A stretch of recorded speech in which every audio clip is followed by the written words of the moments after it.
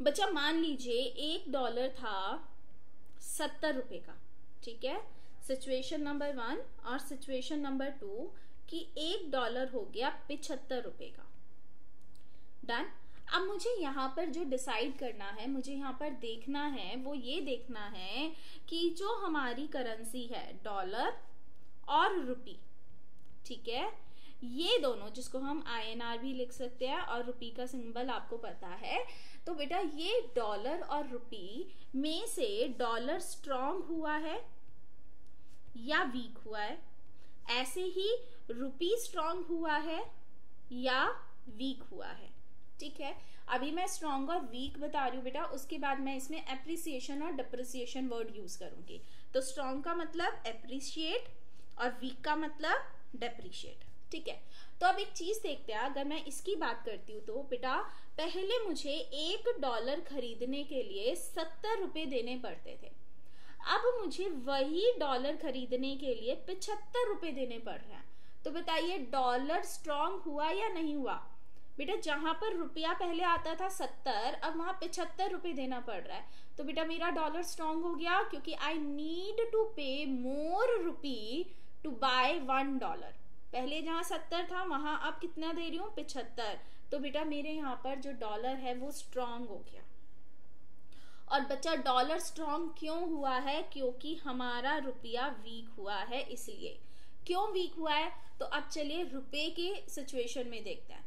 तो बेटा जहां पहले, अगेन वहीं, जहां पहले 70 रुपए देती थी मैं $1 के लिए, अब मैं 75 रुपए दूंगी उसी डॉलर के लिए। तो बताइए बेटा हमारे रुपये की परचेजिंग पावर कम हो गई है, right, it has been reduce. तो हमारे यहाँ पर रुपी क्या हो गया? वीक, और डॉलर हो गया स्ट्रॉन्ग, ठीक है। तो बेटा एक चीज ध्यान रखना, अगर एक करेंसी वीक या स्ट्रांग हो रही है तो दूसरी करेंसी उल्टा होगी, वाइस वर्सा होगी, ठीक है जी। तो अगर हमारा डॉलर स्ट्रांग हो रहा है तो रुपी वीक होगा, और डॉलर वीक होगा तो रुपी स्ट्रांग होगा। तो जब भी आपसे कभी भी एप्रिसिएशन, एप्रिसिएशन का मतलब क्या हो गया? किसी की वैल्यू में इंक्रीज आना, ठीक है। और डेप्रिसिएशन क्या हो गया बेटा? डेप्रिसिएशन का मतलब वैल्यू के अंदर डिक्रीज आना। तो बेटा कभी भी एप्रिसिएशन और डेप्रिसिएशन का कॉन्सेप्ट या क्वेश्चन आपके पास आता है तो आप उनसे पूछेंगे जरूर कि भाई एप्रिसिएशन कौन सी करेंसी का या डेप्रिसिएशन कौन सी करेंसी का। फॉर एग्जाम्पल मैं आपसे कहती हूं कि $1 70 रुपए का था, अब वही डॉलर 75 रुपए का हो गया, तो बताइए करेंसी एप्रिशिएट हुई या डेप्रिशिएट? तो बेटा उसने सिर्फ यहाँ पर करेंसी वर्ड लिखा है, तो बेटा कोई करेंसी एप्रिशिएट हुई होगी, कोई करेंसी पक्का पक्का डेप्रिशिएट होगी। तो आप अपने आंसर में लिखेंगे यहाँ पर कि बेटा डॉलर हुआ है एप्रिशिएट और रुपी हुआ है, चलिए रुपी का साइन बना देते हैं, रुपी हुआ है डेप्रिशिएट, ठीक है। तो ये आपको पक्का पक्का लिख कर आना पड़ेगा, राइट, क्योंकि एक करेंसी अगर एप्रिशिएट हो रही है तो दूसरी करेंसी पक्का पक्का डेप्रिशिएट होगी। जल्दी से बताइए समझ आया या नहीं? फिर मैं फर्स्ट क्वेश्चन के अंदर हमारा डॉलर एप्रिशिएट हो रहा है। सेकंड के अंदर बेटा ध्यान से देखिए, $1 पहले 1.2 येन के अंदर आता था, अब वही डॉलर 3 येन के अंदर आ रहा है, यानी we have to pay 3 yen too for the same dollar. तो यहाँ पर भी हमारा डॉलर एप्रिशिएट हो रहा है, ठीक है। चलिए थर्ड, बेटा थर्ड के अंदर यहाँ पे थोड़ा सा ट्रिकी बना दिया ताकि आप लोग कैलकुलेशन करें। तो यहाँ पर आपको 500 और 400 की डिनोमिनेशन दिया है, तो बेटा कहीं पर भी कोई सी भी एक करेंसी को एक बना दीजिए, यानी 500 और 400 की जगह या तो $1 कर दीजिए, या पाउंड में 200 और 180 की जगह 1 पाउंड और 1 पाउंड कर दीजिए। तो बेटा चलिए मैं 500 और 400 में इसको रीफ्रेम कर रही हूँ। तो अगर मैं रीफ्रेम करती हूँ तो हम क्रॉस मल्टीप्लीकेशन करेंगे, तो $1 इज इक्वल टू 200 अपॉन में 500 पाउंड, ठीक है। और ऐसे ही $1 इज इक्वल टू 200 अपॉन में, नहीं 180 अपॉन में 400 पाउंड। तो बेटा जस्ट मैंने क्या करा है, क्रॉस मल्टीप्लीकेशन किया है, तो 200 divided by 500 is equal to 0.4 pound और 180 डिवाइडेड बाय 400 इज 0.45 पाउंड। तो बेटा ध्यान से देखिए, अगेन हमें डॉलर के लिए ज्यादा पाउंड देना पड़ रहा है। पहले 4 पाउंड था, अब हमारा 4.5 पाउंड हो गया, तो डॉलर यहाँ पर भी एप्रिशिएट हो रहा है। तो कार्तिक, पाउंड एप्रिशिएट नहीं हो रहा बेटा, सेकंड वाले में, थर्ड वाले में भी डॉलर एप्रिशिएट हो रहा है। ठीक है, चलिए फोर्थ पर आ जाते हैं। फोर्थ इज बेटा यहाँ पर 1 रुपी और 5 रुपी का है, तो अगेन 1 रुपी को तो चेंज करने की जरूरत नहीं है, 5 को कर देते हैं। तो 1 rupee is equal to 4.5 dollar which is 0.8 dollar. तो बेटा पहले मुझे 0.70 डॉलर देना पड़ रहा था 1 रुपए के लिए, अब मुझे 0.8 डॉलर देना पड़ रहा है, तो डॉलर ज्यादा देना पड़ रहा है। तो यहाँ पर बेटा रुपी एप्रिशिएट हुआ है। ठीक है, now fifth point is, fourth किसने लिखा था? बिल्कुल कार्तिक, ठीक आंसर था। अक्षा का भी 4 रुपी इज एप्रिशिएटेड, वेरी गुड। ठीक है, बात आगे करते हैं फिफ्थ की। तो बेटा यहाँ पर 1 येन तो दे रखा है, तो इसको ठीक कर लेते हैं। तो अब मैंने यहाँ पर करेंसी भी इधर उधर कर दी।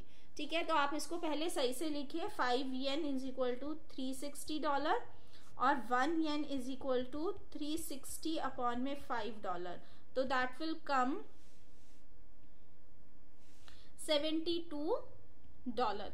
तो बेटा पहले मुझे जहां पर 1 येन 60 में मिल रहा था, अब मुझे वही येन 72 में मिल रहा है, तो यहाँ पर येन एप्रिशिएट हुआ है। See, this is my answer. First is dollar, second is dollar, third is dollar, fourth is rupee and fifth is yen.